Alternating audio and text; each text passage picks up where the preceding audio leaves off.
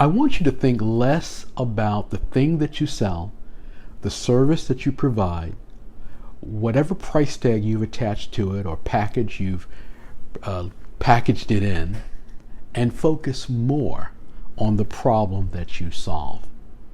You see, a lot of people who are out there marketing themselves are not really focused on the problem that they solve. They're focused on moving their equipment, moving their clothing, moving their computers, moving their service. But they haven't really crystallized the idea of what the problem is that they solve.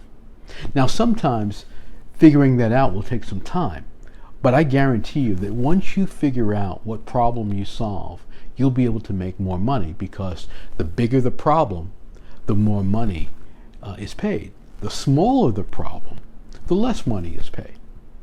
So let's say you are in the fashion business. Well, what kind of problem do you solve? There are different degrees, different scales in fashion. You might be at a place where you provide very high-end fashion at a low price. Well, you're solving a problem and you have to have a low price.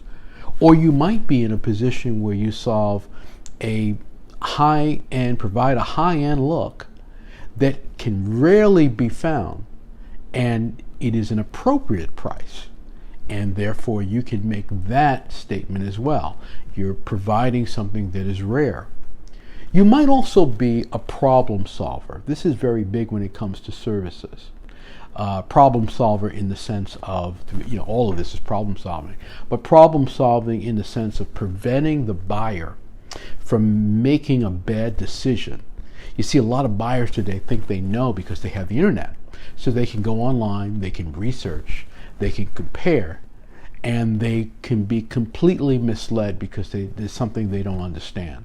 Or they're reading information from a journalist who is summarizing something but doesn't really know the nitty-gritty of the field. So you can be the expert that says, well, if you see this online, here's what you're typically seeing. If you see this explanation, here's what you're typically seeing.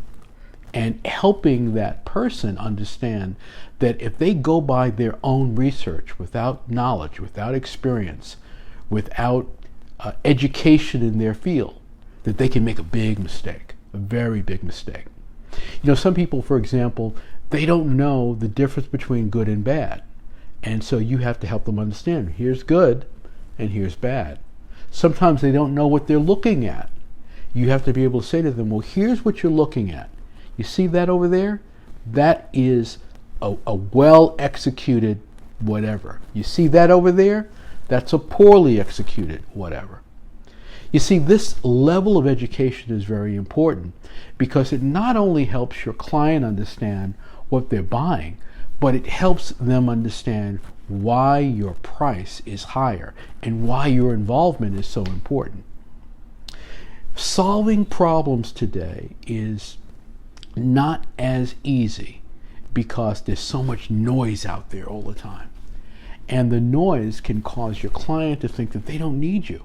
They don't need your advice. They don't need your guidance. They don't need to come into your location because they can figure it out themselves. That's the misnomer of the information marketplace today, of the content-driven marketplace. There's so much confusion. There's so many people saying this or that or the other that it's very hard for a buyer to really understand. But more important, they may think they understand and they don't. But a little bit more on this idea of solving a big problem.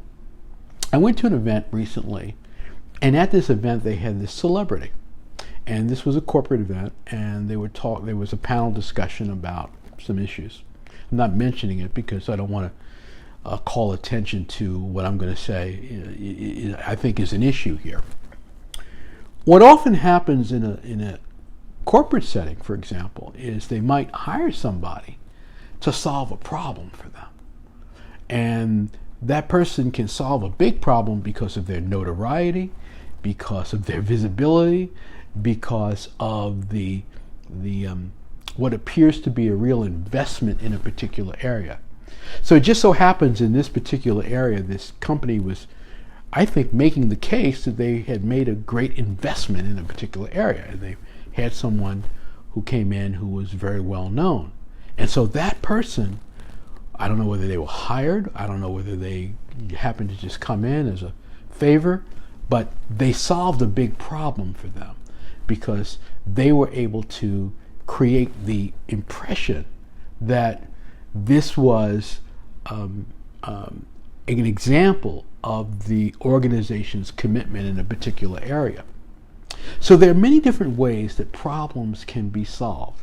And I think one thing for you to do when it comes to your product, your service, your brand, your experience, whatever it is to get a sheet of paper and say, what problem am I solving for my client, for my buyer?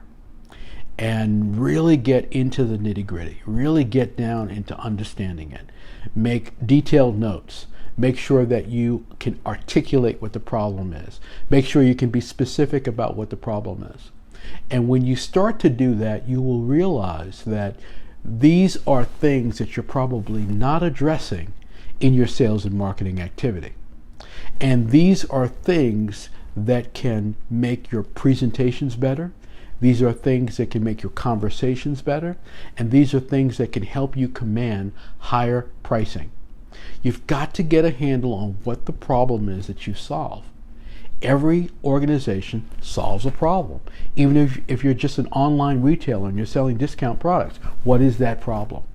And the idea of just screaming price, screaming, hey, we have this available, showing pictures of what you have, or asking people, do you want this, that, or the other, without identifying the problem that you solve for them, means that you're just not going to close a deal and you're not going to have many clients.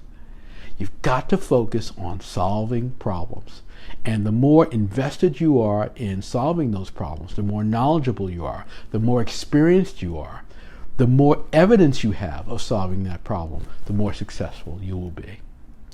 Get an understanding of the problem that you solve, put it in your sales and marketing messages and conversations, and I can assure you, you will have more success at your marketing.